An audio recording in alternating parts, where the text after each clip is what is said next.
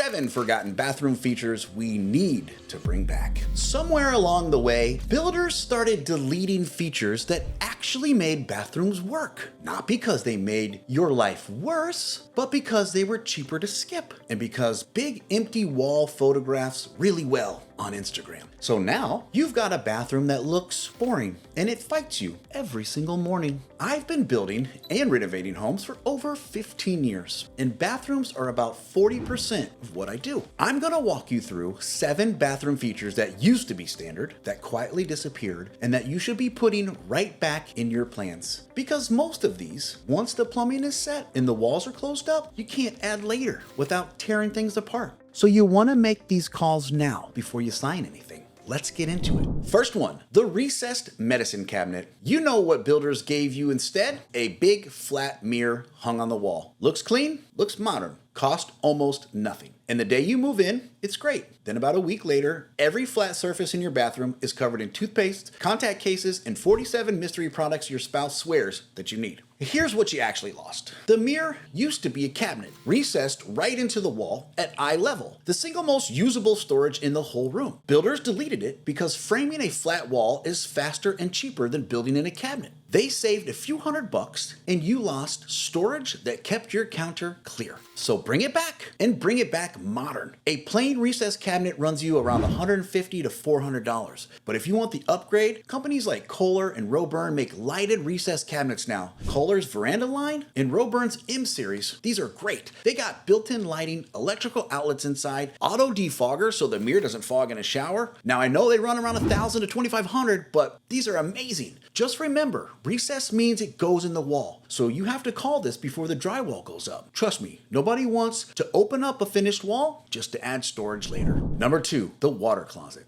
And before you tell me that sounds fancy, all it means is the toilet goes in its own little room with a door. This used to be normal in any decent primary bath. Then open concept took over, square footage got expensive, and the toilet got shoved out into the open next to the sinks. I get why builders did it. A partition wall and a door cost money and it eats space. Leaving the toilet in the open, well, it costs nothing. But think about every morning how that really works. You share a bathroom with someone, you're at the sink doing your thing, and they need the toilet. Now you're both just standing there pretending that the other person isn't there every single day. A separate toilet room fixes that completely. And couples will pay extra for it at resale because anyone who's shared a bathroom understands it instantly. If your plumbing already is in the right spot, framing a partition wall, hanging a pocket door, somewhere between $1,500 and $4,000. If you have to move the toilet, then it's gonna be a little bit more. But, wouldn't it be worth it? If you're tight on space and you don't need a full room, even a half wall, a little privacy goes a long way. Honestly, give the toilet its own corner. Your marriage and relationship will thank you. Third one, and this is for anyone who actually gets ready in a bathroom. A dedicated makeup spot separate from the sink. Modern bathrooms give you one tall counter at 36 inches with a sink smack in the middle, and that's it. So if you do your makeup, you're standing there leaning over a wet sink, doing your face in whatever harsh light is above the mirror. It's miserable.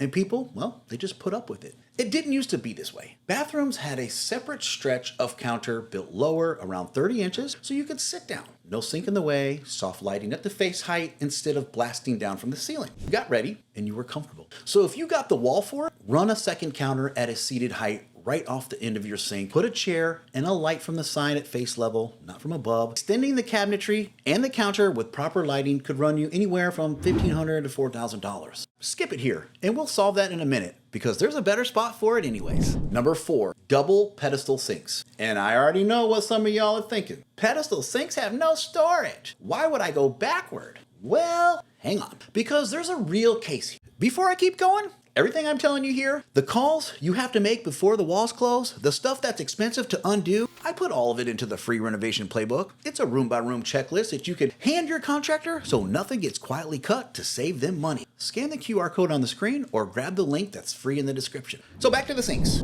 The bulky double vanity isn't always the right move, especially in a smaller primary or a guest bath, where it just swallows the whole room. 2 slim pedestal sinks, his and hers, give you the double sink function with a fraction of the footprint, and they look clean and they look classic. A pair of pedestals can run you anywhere from $400 to $1,200. A custom double vanity, $3,000 to $8,000. The storage worry, is fair. So the fix is simple. Pair them with recessed cabinets from a minute ago and put a little furniture piece between them. Now you've got 2 sinks, real storage, and room that breathes. Now, in the right bathroom, that beats any giant vanity every time. 5, foot pedestal faucets. And I know, the second I say that, a picture of a hospital sink pops up. Stay with me. A foot pedestal lets you turn the water on and off with your foot, hands-free. We deleted these because somewhere we decided it looked too industrial for a nice bathroom. So instead, you grab a faucet handle with hands covered in soap or whatever you've been handling and you smear it all over the fixture. And then you leave water running the entire time you're scrubbing, just pouring money down the drain. A foot pedestal kills both problems. Hands never touch the faucet, so it stays clean, and the water's only on when your foot says so, which can cut your water uses at the sink by a serious amount. Now there's a company that's called Tapmaster that makes these for real homes, not just your dentist office.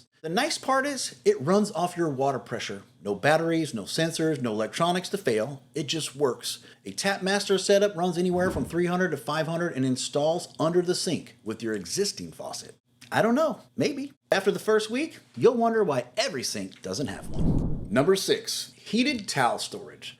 The warm towel waiting for you when you step out of the shower. This one is always, gets called silly or luxury or I don't know. I get it. It sounds like a spa add-on you don't really need, but there's a real function hiding under the comfort. The heated towel bar or drawer keeps your towels actually dry between uses. And a towel that dries fully doesn't grow that damp, musty mildew smell that haunts so many bathrooms. If you've ever walked into a bathroom and caught that sour funk, that's a towel that's never dried out properly. The brand I point people to is Amba. They make a heated towel rack in a bunch of styles, solid stainless steel, and you can get them as a plug-in or hardwired. Depending on the size and finish, these can run anywhere from $350 to $1,500. So you get the warm towel, which feels incredible, and you get the bathroom that smells clean because nothing is sitting in there damp for days. Comfort and function in the same fixture. That's a rare combo, and it's worth the money. Last one, number 7, the dressing table. And no, this isn't a makeup counter again. That one lived in the bathroom by the sink. This one lives in a bedroom or a closet. It's a piece of furniture, not plumbing, a seated table with a real mirror and a couple of drawers set up in your bedroom where you're walking, where you actually get dressed and get ready for the day.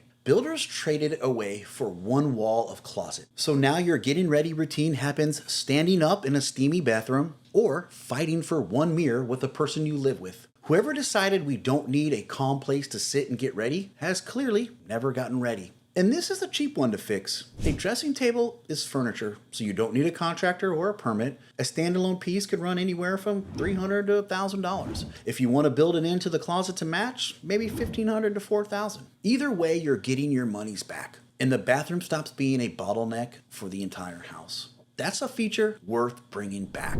So that's it. 7 features that builders quietly cut to save them money. And you'll only ever find out you're missing them once you live with the result. The frustrating part is they decided early, buried in a plan, you skim through and sign long before you can feel what it's going to cost you. So that's exactly why we built the Renovation Playbook. It's full of room by room list of these calls, the ones that wreck your day or your budget if they slip through. And it's all written so you can hand it straight to your contractor. It tells you exactly what to lock in before the walls close, so nothing gets value engineered out without your say. Scan the QR code on screen or just click the link in the description. It's yours and it's free. Do me a favor, drop a comment and tell me which one of these 7 you would bring back first. I'm guessing water closet, but prove me wrong. I'll see you in the comments and I'll see you on the next one. Thanks for watching Built by Becker.